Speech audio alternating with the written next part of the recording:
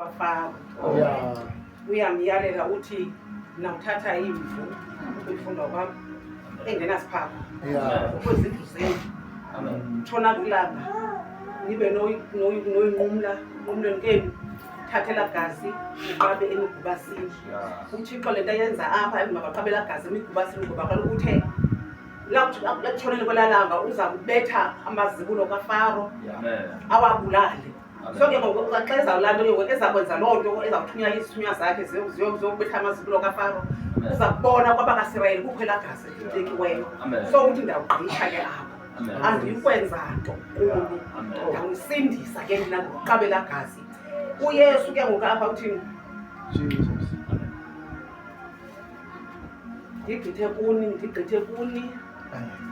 singabikho isibela kuba kusibetho ke kuzo ndizoma ke kule ndawo ndizothi masithathe igazi likaYesu simcela uThixo sibiyele ngaso simcela uThixo nanto lephathwa zizandla zethu igazi lakhe malibe khona nawo iifemeli zethu sicela igazi likaYesu libe khona nakwindawo esihlala kuzo igazi likaYesu malibe khona simcela uThixo abe nathi ngamaxesha onke simcela ahambe nathi asisindisa kwezinto zonke izinto xa sisindise ngelo gazi ngoba lokho uzakubethelelwa nangoku uMasirayeli bekuxhelwe imvu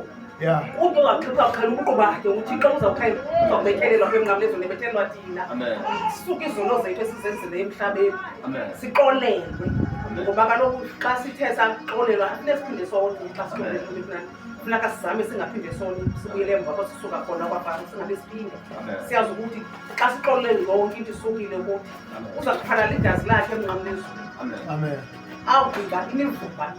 bethelwa thina sizawuphiliswa thina silapha nje sizawuphiliswa ngenxa yakhe siyambulela kuThixo ngaloo nto ngokumncama umntwana kuphela kwakhe ezamncamela thina singaboni ezantsi emhlabeni mina ndiyayishinda kwa amen. Hallelujah.